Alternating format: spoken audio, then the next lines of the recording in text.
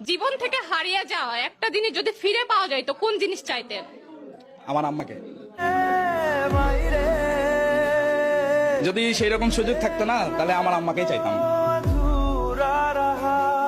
জীবন থেকে হারানো একটা জিনিস যদি ফিরে পাওয়া যায় তো কোন জিনিসটা চাইতা? আম্মুকে। আম্মুকে। जब जब मुझे पे उठा सवाल माहिते জীবন থেকে হারিয়ে যাওয়া একটা জিনিস যদি ফিরে পাওয়া যায় তো সবার আগে কোন জিনিস চাইতা?